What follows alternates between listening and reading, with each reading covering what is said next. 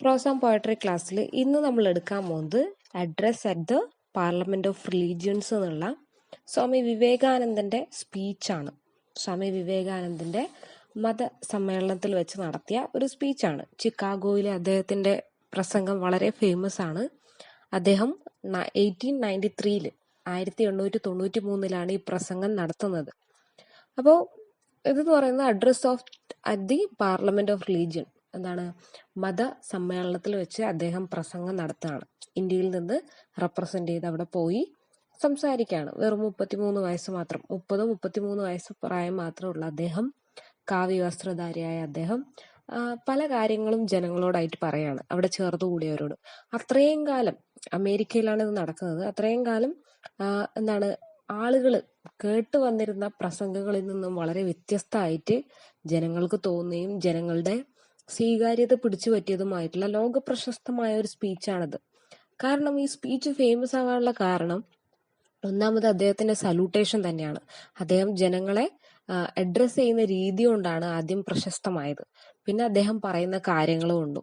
അപ്പോൾ ഇത് വളരെ സിമ്പിൾ സ്പീച്ചാണ്. അദ്ദേഹം അത്രയും കാലം ആളുകൾ അഡ്രസ് ചെയ്തിരുന്നത് ബ്രദേഴ്സ്, എന്താണ്, ലേഡീസ് ആൻഡ് ജെന്റിൽമെൻ എന്ന് പറഞ്ഞിട്ടാണ് എല്ലാവരും സ്പീച്ച് തുടങ്ങിയത്. പക്ഷെ ഇദ്ദേഹം my brothers and sisters of America എന്ന് പറഞ്ഞുകൊണ്ടാണ്, എൻ്റെ അമേരിക്കയിലെ സഹോദരന്മാരെ എന്ന് പറഞ്ഞുകൊണ്ടാണ് സ്പീച്ച് തുടങ്ങുന്നത്. അതുകൊണ്ട് തന്നെ ആളുകളിൽ കൂടുതൽ താല്പര്യം ഇദ്ദേഹത്തിന്റെ പ്രസംഗത്തിന് ഉണ്ടാക്കിയെന്ന് വേണമെങ്കിൽ പറയാം.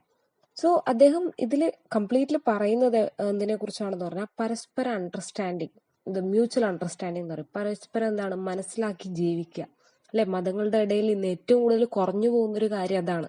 നമ്മൾ പരസ്പരം കലഹിക്കുന്നതും ഈ പരസ്പരം മനസ്സിലാക്കാത്തതിന്റെ പ്രശ്നം കൊണ്ടാണ്. അപ്പൊ അദ്ദേഹം അഡ്രസ് ചെയ്യുന്നത് ആ വിഷയത്തെക്കുറിച്ചാണ്. ഒപ്പം തന്നെ ടോളറൻസ്, സഹിഷ്ണുത എന്നുള്ള കാര്യം, അല്ലെ, അപ്പൊ അതും വളരെയധികം ഇമ്പോർട്ടൻസ് ആയിട്ടുള്ള കാര്യമാണ്. അതുപോലെ ആക്സെപ്റ്റൻസ്, പരസ്പരം അംഗീകരിക്കുക, നമ്മുടെ ഇടയിൽ കാണാൻ പറ്റാത്ത കാര്യങ്ങളാണ്. അപ്പൊ ഇത്തരത്തിലുള്ള വിഷയങ്ങളെ കുറിച്ചാണ് അദ്ദേഹം അവിടെ സംസാരിച്ചത്. അപ്പൊ അദ്ദേഹത്തിന്റെ സ്പീച്ച് നമുക്ക് വായിച്ചു തുടങ്ങാം. ചെറിയ സ്പീച്ചാണ്. നമുക്കിതിൽ 2 സ്പീച്ചാണ് പഠിക്കാനുള്ളത്. ഒന്ന് ലാസ്റ്റ് സെഷനിൽ പറയുന്നതും അതുപോലെ ആദ്യത്തെ ഒരു സ്പീച്ചും സെപ്റ്റംബറിൽ നടത്തുന്നതാണ്. നമുക്ക് തുടങ്ങാം. It fils my heart with joy unspeakable to rise in response to the warm and cordial welcome which you have given us. I thank you in the name of the most ancient order of monks in the world. I thank you in the name of Mother of Religions, and I thank you in the name of millions and millions of Hindu people of all classes and sects.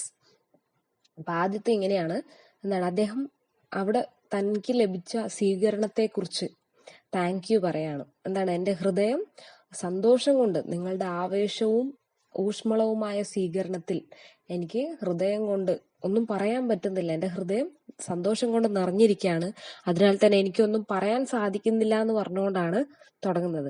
എന്നിട്ട് അദ്ദേഹം ഓരോരുത്തർക്കായിട്ട് നന്ദി പറയുകയാണ്. ആദ്യം പറയുന്നത്, ഏറ്റവും പുരാതനമായ സന്യാസി പരമ്പരക്ക് ഞാൻ എൻ്റെ നന്ദി അറിയിക്കുന്നു. I thank you in the name of most ancient order of monks in the world. ലോകത്തിലെ ഏറ്റവും പുരാതനമായ സന്യാസി വര്യന്മാരുടെ പേരിൽ ഞാൻ നന്ദി അറിയിക്കുന്നു. ഒപ്പം തന്നെ I thank you in the name of mother of religions. എല്ലാ മതങ്ങളുടെയും അമ്മയായിട്ടുള്ള മാതാവിന്റെ പേരിൽ ഞാൻ നന്ദി അറിയിക്കുന്നു. മതങ്ങളുടെ മാതാവിന്റെ പേരിൽ ഞാൻ നന്ദി അറിയിക്കുന്നു. ഒപ്പം തന്നെ I thank you in the name of millions and millions of Hindu people of all classes and sects. അതാണ് ഇൻ ദ നെയിം ഓഫ്. അടുത്തത് പറയുന്നത് കോടിക്കണക്കിന്, ലക്ഷക്കണക്കിന്, 10 ലക്ഷക്കണക്കിന് ആൾക്കാരായ ഹിന്ദുക്കളുടെ പേരിൽ, പല അവസ്ഥയിലുള്ള സർവ്വ വിഭാഗത്തിലും പെടുന്ന ഹിന്ദുക്കളുടെ പേരിലും ഞാൻ നന്ദി അറിയിക്കുന്നു എന്നാണ് പറയുന്നത്. അപ്പൊ 3 ആൾക്കാരുടെ പേരിലാണ് നന്ദി പറയുന്നത്. ഒന്ന് സന്യാസിമാരുടെ പേരില്, പിന്നൊന്ന് മദർ ഓഫ് റിലീജിയൻ, പിന്നൊന്ന് all classes of Hindu people, എല്ലാ ഹിന്ദുക്കളുടെയും പേരിൽ നന്ദി അറിയിക്കുന്നു എന്ന് പറയുന്നു. ഒപ്പം തന്നെ ഒരു താങ്ക് യു കൂടി വരികയാണ്. അത് അടുത്ത പാരഗ്രാഫാണ്. My thanks also to some of the speakers on this platform who, referring to the delegates from the Orient, have told you that these men from far of nations may well claim the honor of bearing the 2 different lands the idea of toleration. ഇവിടെ പറയുന്നത്, എൻ്റെ നന്ദി നിൽക്കുന്നില്ല, എൻ്റെ അടുത്ത thank you എന്ന് പറയുന്നത് എനിക്ക് മുന്നേ സംസാരിച്ചവർക്കാണ്.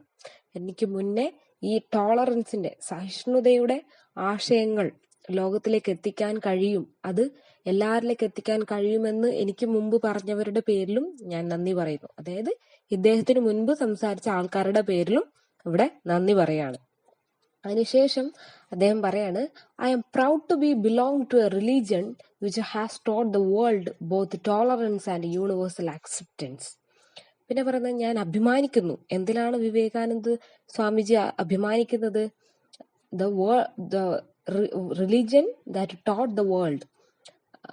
ഈ മതമാണ് ഞാൻ എന്റെ മതത്തിൽ അഭിമാനിക്കുന്നത്. ഏതാണ് ആ മതം? ഹിന്ദു മതം. ലോകത്തെ എന്ത് പഠിപ്പിച്ചു? യൂണിവേഴ്സൽ ടോളറൻസ്, ഒപ്പം തന്നെ യൂണിവേഴ്സൽ ആക്സെപ്റ്റൻസ്. സഹിഷ്ണുതയും ലോകത്തിലെ എല്ലാവരും ആക്സെപ്റ്റ് ചെയ്യണം എന്നുള്ള എന്താണ് സാർവലൗകിക സ്വീകാര്യത, അതായത് വസുദൈവ കുടുംബകം എന്നുള്ള ആശയം, അതുപോലെ തന്നെ സഹിഷ്ണുത എന്ന ആശയം ലോകത്തിനു മുന്നിൽ അവതരിപ്പിച്ച എന്റെ മതത്തിൽ ഞാൻ അഭിമാനം കൊള്ളുന്നു എന്നാണ് അദ്ദേഹം പറയുന്നത്. We believe not only in universal toleration, but we accept all religion as true. അപ്പോൾ അത് എന്ത് ചെയ്യുന്നുണ്ട്? അദ്ദേഹത്തെ മതത്തിൽ അദ്ദേഹം പ്രൗഡാണെന്ന് പറയുന്നതോടൊപ്പം എന്ത് ചെയ്യുന്നുണ്ട്?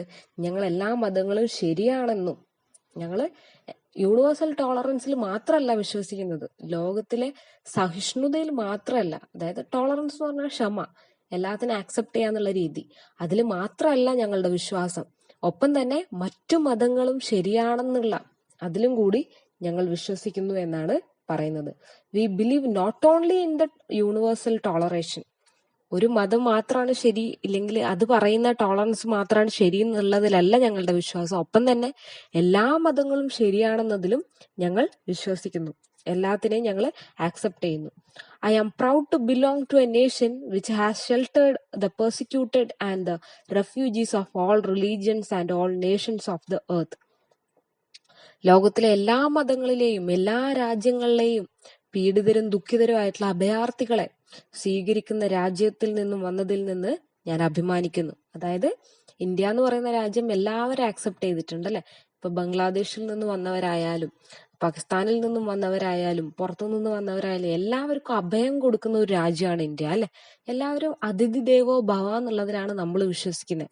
അപ്പൊ അതാണ് ഇവിടെ വിവേകാനന്ദ സ്വാമിജി പറയുന്നത്. അതായത് ആ ഒരു രാജ്യത്തിൽ നിന്നും വന്നതിൽ ഞാൻ അഭിമാനം കൊള്ളുന്നു. എന്തിലാണ്? I am proud to belong a nation which has sheltered, എല്ലാവർക്കും അഭയം കൊടുക്കുന്ന രാജ്യത്തിൽ ഞാൻ അഭിമാനം കൊള്ളുന്നു. അതായത് എന്റെ രാജ്യത്തിൽ ഞാൻ അഭിമാനം കൊള്ളുന്നു. I am proud to tell you that we have gathered in our bosom to the purest remnant of the Israelites who came to southern India and took refuge with us in very year in which their holy temple was shattered to pieces by Roman tyranny. അതായത് romance ആരുടെ? യഹൂദരുടെ, ഇസ്രായേലൈറ്റ്സിന്റെ അമ്പലങ്ങളും പുണ്യപുരാതന ബിൽഡിങ്സും ഒക്കെ തകർത്തു. ആ സമയത്ത് തന്നെ എന്ത് ചെയ്യുന്നുണ്ട്? റോമൻസ് എന്ന് പറയുന്നത് ഒരു മതത്തെ സപ്പോർട്ട് ചെയ്യുന്നവരായിരിക്കും. അവർ മറ്റ് മതസ്ഥരുടെ എല്ലാം തന്നെ പൊളിച്ചു തകർക്കുമ്പോഴും ഞങ്ങൾ എന്ത് ചെയ്യുന്നുണ്ട്? ഞങ്ങളുടെ സദേൺ ഇന്ത്യയില്, സൗത്തേൺ പാർട്ടില് എന്ത് ചെയ്യുന്നുണ്ട്? ആളുകളെ ആക്സെപ്റ്റ് ചെയ്യുന്നുണ്ട്, ഞങ്ങൾ സ്വീകരിക്കുന്നുണ്ട്. അവരുടെ അടുത്ത തലമുറയെയും ഞങ്ങള് നല്ല രീതിയിൽ മുന്നോട്ട് കൊണ്ടുപോകുന്നുണ്ട് എന്നാണ് ഇവിടെ പറയുന്നത്.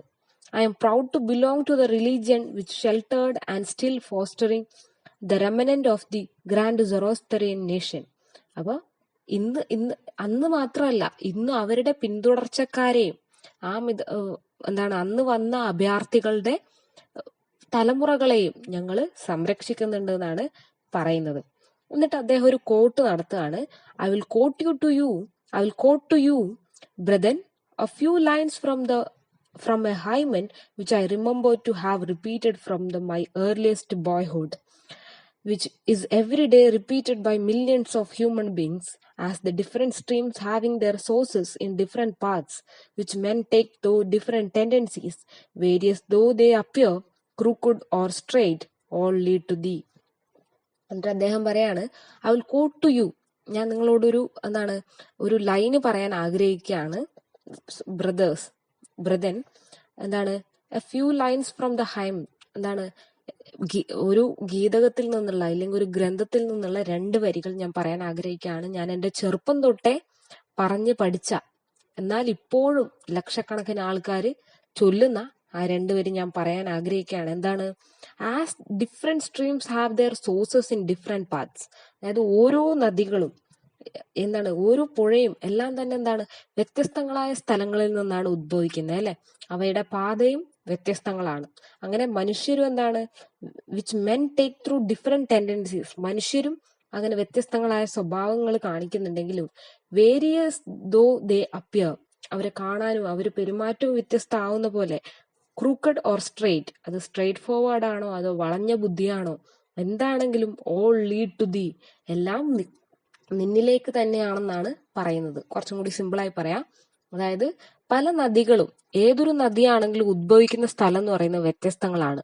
ഇപ്പോൾ വലിയ പർവ്വതങ്ങളിൽ നിന്ന് ഉത്ഭവിക്കുന്നുണ്ടാവാം, ഹിമാലയത്തിൽ നിന്ന് ഉദ്ഭവിക്കുന്നുണ്ടാവാം അല്ലെ. അങ്ങനെ പല സ്ഥലങ്ങളിൽ നിന്നാണ് പല നദികളും ഉദ്ഭവിക്കുന്നത്. പക്ഷെ ഇതെല്ലാം എത്തിച്ചേരുന്ന എവിടേക്കാണ്? കടലിലേക്കാണ്. അവർ പോകുന്ന വഴി വ്യത്യസ്തങ്ങളായിരിക്കാം. അതുപോലെയാണ് മനുഷ്യന് എല്ലാം എന്താണ്, വ്യത്യസ്ത സ്ഥലങ്ങളിൽ നിന്നും വ്യത്യസ്ത രൂപങ്ങളിൽ വ്യത്യസ്ത വിശ്വാസങ്ങളിൽ വന്നാലും എല്ലാം ഒന്നു ചേരുന്നത് ഒന്നിലേക്ക് തന്നെയാണ്, ദൈവമായ നിന്നിലേക്ക് തന്നെയാണെന്നാണ് പറയുന്നത്. ഓക്കെ, അതാണ് ആ coat.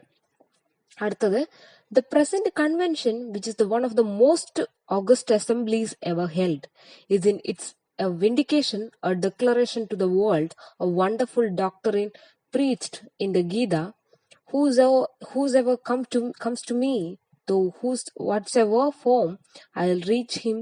All men are struggling, though the paths in which in the end lead to me.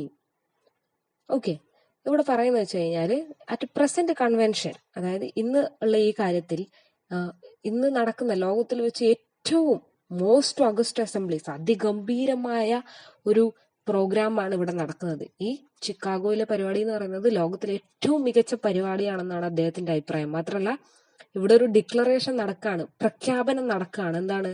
എല്ലാ വണ്ടർഫുൾ ഡോക്ട്രിൻസും ചേർന്നിട്ടുള്ള ഒന്നാണെന്നാണ്. അത് കോട്ട് ചെയ്യാൻ വേണ്ടി ഗീതയിലെ വരികൾ അദ്ദേഹം കോട്ട് ചെയ്യാണ്. ഭഗവത്ഗീതയിലെ വരികളാണ് പറയുന്നത്. Whosoever comes to me, though whosoever form, I reach him. All men are struggling, though the paths which in the end led to me. എന്താണ്? ആര് ഏത് രൂപത്തിൽ ഭജിക്കുന്നുവോ ഞാൻ അപ്രകാരം അനുഗ്രഹിക്കുന്നു. എല്ലാവരും ശ്രമിക്കുന്നത് ഒടുവിൽ എന്നിലേക്ക് എത്താനാണ്. അതാണ് ഇവിടെ പറയുന്നത്. എന്താണ്? ഗീതയിലെ വരികളാണ്. ആര് ഏത് രൂപത്തിലാണോ, നിങ്ങൾ ഏത് അവസ്ഥയിലാണോ പ്രാർത്ഥിക്കുന്നത് ആ അവസ്ഥയിൽ നിങ്ങളെ ദൈവം അനുഗ്രഹിക്കും. ഒപ്പം തന്നെ എല്ലാവരും ആഗ്രഹിക്കുന്നത് എന്നിലേക്ക് തന്നെ എത്തിച്ചേരാനാണ്. ഓക്കെ, സോ ഇതുകൊണ്ട് ഉദ്ദേശിക്കുന്നത് പറഞ്ഞാല്, പിന്നെ അദ്ദേഹം പറയുന്നത് സെക്ടറിസം, ബിഗോട്ടറി and its horrible descendant, fanaticism, have long possessed this beautiful earth. They have filled the earth with violence, drenched into the often with human blood, destroyed civilization, and spent whole nations to disappear. അതായത് നമ്മുടെ ഭൂമി എന്താണ്, വിഭാഗ്യത കൊണ്ട്, അതുപോലെ കലഹങ്ങൾ കൊണ്ട് ഒക്കെ തന്നെ, കടുപിടി കൊണ്ട്, അടിപിടി കൊണ്ട്, എന്താണ്, കടുംപിടുത്തങ്ങള്, ഞങ്ങളുടെ മതമാണ് ശരി, നിങ്ങളുടെ മതമാണ് തെറ്റ് എന്നൊക്കെ പറഞ്ഞുള്ള ആ ഒരു കടുംപിടുത്തം, വിഭാഗ്യത, മതഭ്രാന്ത്, ഇതൊക്കെ കൊണ്ട് നിറഞ്ഞിരിക്കുകയാണ്. ഈ കടുംപിടുത്തം കൊണ്ടുണ്ടായ പ്രൊഡക്റ്റ് ആണെന്ത്? അതിൽ നിന്നുള്ള സന്തതിയാണ് ഫെനേറ്റിസം, മതഭ്രാന്ത് എന്ന് പറയുന്നത്. ആ മതഭ്രാന്തും കടുംപിടുത്തവും വിഭാഗീയതവും നമ്മുടെ ഭൂമിയെ എന്ത് ചെയ്തിരിക്കുകയാണ്? പൊസസ് ചെയ്തിരിക്കുകയാണ്. ഭൂമിയുടെ ബ്യൂട്ടിഫുൾ, സുന്ദരമായ ഭൂമിയെ കീഴ്പ്പെടുത്തിയിരിക്കുകയാണ് ഈ വിഭാഗീയതയും മതഭ്രാന്തും. അപ്പോ they have filled earth with violence. ഇതെന്ത് ചെയ്തിട്ടുണ്ട്? ഭൂമിനെ വയലൻസ് കൊണ്ട്, പല പ്രശ്നങ്ങളും കൊണ്ട് നിറച്ചിരിക്കുകയാണ്. ഒപ്പം തന്നെ violence drenched often with human blood, മനുഷ്യന്റെ രക്തത്തിൽ കുളിപ്പിച്ച് കിടത്തിയിരിക്കുകയാണ്. അതായത് കുതിർത്തിരിക്കുകയാണെന്നാണ്, മുക്കി വെച്ചിരിക്കുകയാണെന്നാണ് അർത്ഥം. അതായത് ഇന്ന് നമുക്കറിയാം, ലോകത്ത് പലയിടത്തും നടക്കുന്ന പല മരണങ്ങളും മതത്തിന്റെ പേരിലാണ്. അപ്പോ ഭൂമിയിൽ ഏറ്റവും കൂടുതൽ പ്രശ്നങ്ങൾ സൃഷ്ടിക്കുന്നതും മരണങ്ങൾ സൃഷ്ടിക്കുന്നതും എന്താണ്? ഈ പറയുന്ന ഫെനേറ്റിസമാണ്, മതഭ്രാന്താണെന്നാണ് ഇദ്ദേഹം അഭിപ്രായപ്പെടുന്നത്. ഡിസ്ട്രോയിഡ് സിവിലൈസേഷൻ, മനുഷ്യന്റെ സംസ്കാരങ്ങളെ ഇല്ലാണ്ടാക്കുന്നു അല്ലെ. ഓരോ മതവും ഓരോ സംസ്കാരമാണ്, അത് മതഭ്രാന്ത് മൂലം ഇല്ലാതായിക്കൊണ്ടിരിക്കുകയാണ്. Send whole nation to despair, ഇതെന്ത് ചെയ്തിരിക്കുന്നു? എല്ലാ രാജ്യങ്ങളെയും ദുഃഖത്തില് ആഴ്ത്തിയിരിക്കുന്നു. Had it not been for these horrible demons, human society would be far more advanced than it is now. എന്നിട്ട് അദ്ദേഹം പറയാണ്, ഈ ഹൊറിബിൾ ആയിട്ടുള്ള പിശാചുക്കൾ, ഈ എന്താണ് ഭീകരങ്ങളായിട്ടുള്ള പിശാചുക്കൾ എന്ത് ചെയ്തിരിക്കുകയാണ്, ഭൂമിയെ കൈയടക്കിയിരിക്കുകയാണ്. അതില്ലായിരുന്നെങ്കിൽ ഭൂമി ഇതിലും എത്രയോ അഡ്വാൻസ്ഡ് ആയിരിക്കും, ഏറ്റവും മികച്ചതായിരുന്നേനെ എന്നാണ് പറയുന്നത്. അതാണ് പറയുന്നത്, has been these horrible demons, human society would be far more advanced than it is now. But their time is come, and fervently hope that bell that tolled this morning in the honor of this convention may be the death knell of all fanaticism, all persecutions in the world with the sword and or with the pen, of all uncharitable feelings between persons wending their way to same goal. എന്നിട്ട് അദ്ദേഹം പറയാണ്, അദ്ദേഹം ഒരു ശുഭാപ്തി വിശ്വാസം പ്രകടിപ്പിക്കുകയാണ്. എന്താണ്, ഇന്ന് രാവിലെ ഇപ്പോൾ ടൈം എത്തിയിട്ടുണ്ട്, but their time is come. ഇപ്പൊ അവരുടെ സമയം അടുത്തിരിക്കുന്നു, ഈ മതഭ്രാന്തിന്റെയും കലഹങ്ങളുടെയും അന്ത്യം എത്തിയിരിക്കുന്നു. ഇന്ന് രാവിലെ ഈ പരിപാടിയുടെ ഭാഗമായി രാവിലെ അടിച്ച മണി, എന്താണ്, രാവിലെ പ്രോഗ്രാം തുടങ്ങുന്നതിന്റെ ഭാഗമായിട്ട് മണി അടിച്ചായിരുന്നു. ആ മണിയെ അദ്ദേഹം ഇവിടെ മതഭ്രാന്തിന്റെ മരണമണിയായിട്ട് കൺസിഡർ ചെയ്യാണ്. ഇന്ന് രാവിലെ മുഴങ്ങിയ മണി ഈ മതഭ്രാന്തിന്റെ മരണമണിയായി മാറട്ടെ എന്ന് അദ്ദേഹം പറയാണ്. ഒപ്പം തന്നെ പറയാണ്, ഇതിന്റെ പെർസിക്യൂഷൻസ് എന്താണ്, ഇതിന്റെ കാര്യങ്ങളൊക്കെ വാളുകൊണ്ടോ ഇല്ലെങ്കിൽ പേന കൊണ്ടോ ഇല്ലാണ്ടാക്കാൻ വേണ്ടി പറ്റട്ടെ. And all uncharitable feelings between persons wending their way to same goal. അതായത് വ്യത്യസ്തങ്ങളായിട്ടുള്ള മനുഷ്യരെ എല്ലാവരും ഒരേ ലക്ഷ്യത്തിലേക്കാണ് പോകുന്നത്. ആ ലക്ഷ്യം സാഫല്യമാവട്ടെ എന്ന് പറഞ്ഞിട്ടാണ് ഫസ്റ്റ് സെഷൻ എസ്സേ തീർക്കുന്നത്. അപ്പൊ ഇതിൽ എന്തൊക്കെയാണ് പറഞ്ഞത്? ആദ്യം പറഞ്ഞു എല്ലാവരും താങ്ക് യു പറയാണ്, അല്ലെ? ആദ്യം താങ്ക് യു പറഞ്ഞു. പിന്നീട് ലോകത്തിന് മുമ്പിൽ ടോളറേഷൻ, അതുപോലെ യൂണിവേഴ്സൽ അക്സെപ്റ്റൻസ് ഒക്കെ മുന്നോട്ട് വെച്ചത് ഇന്ത്യ പോലെയുള്ള ഒരു രാജ്യമാണ്. ഒപ്പം തന്നെ പിന്നെന്താ പറഞ്ഞത്, അദ്ദേഹം എല്ലാ മതസ്ഥരെയും ആക്സെപ്റ്റ് ചെയ്യുന്നതിലുള്ള ഇന്ത്യയുടെ ആ ഒരു ഇതിൽ പ്രൗഡാണ്. ഒപ്പം തന്നെ എല്ലാ മതങ്ങളും ശരിയാണ്. ഒപ്പം തന്നെ എല്ലാവരും എന്താണ്, ഡിഫറെന്റ് ആണെങ്കിലും നമ്മളെല്ലാവരും ഒന്നിലേക്ക് തന്നെയാണ് നയിക്കുന്നതെന്ന് പറഞ്ഞു. പിന്നെ പറഞ്ഞു ലോകം എന്തിന് കീഴടക്കിയിരിക്കുകയാണ്, ഈ ഫെനേറ്റിസം, മതഭ്രാന്തും അതുപോലെയുള്ള പ്രശ്നങ്ങളൊക്കെ കീഴടക്കിയിരിക്കുകയാണ്. ഈ സമ്മേളനം കൊണ്ട് അതെല്ലാം ഇല്ലാതായി പോവട്ടെ എന്ന് അദ്ദേഹം ഒരു ശുഭാപ്തി വിശ്വാസത്തിലാണ് ഫസ്റ്റ് സ്പീച്ച് നിർത്തുന്നത്. ഇതാണ് ഫസ്റ്റ് സ്പീച്ച്. ഇനി പറയാനുള്ളത്, അപ്പോൾ ഫൈനൽ സെഷന് മുമ്പ് ഒരു സ്പീച്ചും കൂടി സ്വാമി വിവേകാനന്ദൻ നടത്തുന്നുണ്ട്. ആ സ്പീച്ചാണ് ഇനി പറയാൻ പോകുന്നത്. അന്ന് അദ്ദേഹത്തിന് കിട്ടിയ ടോപ്പിക് എന്ന് പറയുന്നത് വൈ വി ഡിസഗ്രി ആയിരുന്നു. അപ്പോൾ ഓരോ ദിവസവും ഓരോ ടോപ്പിക് വെച്ചിട്ടായിരുന്നു അവിടെ പ്രസംഗങ്ങൾ നടന്നിരുന്നത്.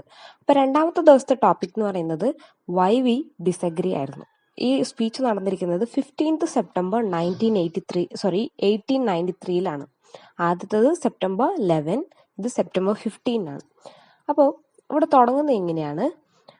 I'll tell you a little story. You have heard the eloquent speaker who has just finished to say, let us cease from the abusing each other, and he was very sorry that there should be always such variance. അപ്പോൾ ഈ speech തുടങ്ങുന്നത് എങ്ങനെയാണ്? ഞാനൊരു ചെറിയ കഥ പറയാം. അതിനു മുമ്പ് ഞാൻ ഒന്ന് പറഞ്ഞോട്ടെ. എനിക്ക് മുമ്പ് സംസാരിച്ച സ്പീക്കർ പറയുന്നുണ്ടായിരുന്നു, let us cease from abusing each other. പരസ്പരം ദുരുപയോഗം ചെയ്യുന്നത് കുറക്കാം എന്നുള്ള കാര്യം പറയായിരുന്നു. അപ്പോൾ ഹി വാസ് വെരി സോറി. അദ്ദേഹത്തോട് വളരെ ഇതോടുകൂടി ഞാൻ പറയട്ടെ, എന്താണ്, അതെപ്പോഴും വളരെ വ്യത്യാസപ്പെട്ടിരിക്കുന്നു. ഈ ദുരുപയോഗം എന്ന് പറയുന്നത് വ്യത്യാസപ്പെട്ടിരിക്കുന്നു. അതിന്റെ ഭാഗമായിട്ട് but I think I should tell you a story which would illustrate this cause of this variance. അപ്പം ഞാൻ ഇതിനു വേണ്ടി ഒരു കഥ പറയാൻ ആഗ്രഹിക്കുകയാണ്. ഈ പരസ്പര ദുരുപയോഗം കുറക്കാം എന്നുള്ള വിഷയത്തിൽ അദ്ദേഹം പറഞ്ഞതിന്റെ വ്യത്യസ്തതകളെ കുറിച്ച്. അതായത് ഈ ദുരുപയോഗം എന്ന് പറയുന്നത് വ്യത്യസ്തമായിട്ടുള്ള കാര്യമാണ്. അപ്പൊ ഇതിനെ സംബന്ധിച്ച് ഞാൻ ഒരു കഥ പറയാം. അത് പറയുമ്പോൾ നിങ്ങൾക്ക് കൂടുതൽ മനസ്സിലാവുമെന്ന് സ്വാമി വിവേകാനന്ദൻ പറഞ്ഞു. എന്നിട്ട് അദ്ദേഹം പറയാണ് ഒരു കഥ. A frog lived in A well. ഒരു തവള ഒരു കിണറ്റിൽ ജീവിച്ചിരുന്നു. നമ്മൾ പറയില്ലേ പൊട്ടക്കിണറ്റിലെ തവള, അതുപോലെ ഒരു തവള ജീവിച്ചിരുന്നു. It had lived there for a long time. It was born there and brought up there and yet was a little small frog. അങ്ങനെ അദ്ദേഹം പറയാണ്, ആ തവള ആ കുളത്തിലാണ് ജനിച്ചത്, ആ കിണറ്റിലാണ് ജനിച്ചത്, വളർന്നത് അവിടെയാണ്. ഇപ്പൊ ജീവിക്കുന്നതും അവിടെയാണ്. ഒരു സ്മോൾ ഫ്രോഗ് ആണത്. Of course the evolutionist were not there and then to tell us whether the frog lost its eyes or but our story's sake we must take it for granted that it had its eyes and that it every day cleansed with the water of all the worms and bacilli that lived in that, an energy that would do credit to our modern bacteriologist. In this way it went on and become little sleek and fat. Well, one day another frog was that lived in the sea came and fell into the well. അപ്പൊ തവള ആ കുളത്തിലാണ് ജീവിച്ചതെന്നും വളർന്നതെന്നും നമ്മൾ പറഞ്ഞു. അതുകൊണ്ട് തന്നെ ആ തവളക്ക് കണ്ണുണ്ടായിരുന്നോ, അതിനെന്തെങ്കിലും അസുഖം ഉണ്ടായിരുന്നോ എന്ന് അറിയാൻ നമുക്കൊരു വഴിയില്ല. കാരണം എന്താണ്, എവല്യൂഷനിസ്റ്റുകൾ, ഈ പരിണാമത്തെക്കുറിച്ച് പഠിക്കുന്ന ആൾക്കാരൊന്നും ആ കിണറ്റിലോ ആ ഭാഗത്തോ ഉണ്ടായിരുന്നില്ല. അതുകൊണ്ട് നമുക്കത് പറയാൻ പറ്റില്ല എന്നാണ് അദ്ദേഹം പറയുന്നത്. എന്നാലും കഥയുടെ ആവശ്യത്തിനായിട്ട് നമുക്ക് പറയാം, ഈ തവളക്ക് കണ്ണുണ്ടായിരുന്നു, ഒപ്പം തന്നെ അത് ആ വെള്ളത്തിൽ കണ്ണുകൾ കഴുകിയിരുന്നു. ഇന്നത്തെ ബാക്ടീരിയ സ്റ്റഡീസിനൊക്കെ പഠിക്കാൻ പറ്റിയ വിഷയമാണെന്ന് പറഞ്ഞ് അദ്ദേഹം തുടങ്ങുകയാണ്. എന്നിട്ട് പറയാണ്, അങ്ങനെ ഇരിക്കെ ഒരു തവള, കടലിൽ താമസിക്കുന്ന തവള ഈ കിണറ്റിലേക്ക് അറിയാണ്ട് താഴെ വന്ന് വീഴുന്നു. ഈ കിണറ്റിലേക്ക് തവള വീഴുന്നു, അതായത് കടലിലുള്ള തവള കിണറ്റിലേക്ക് വീഴുന്നു.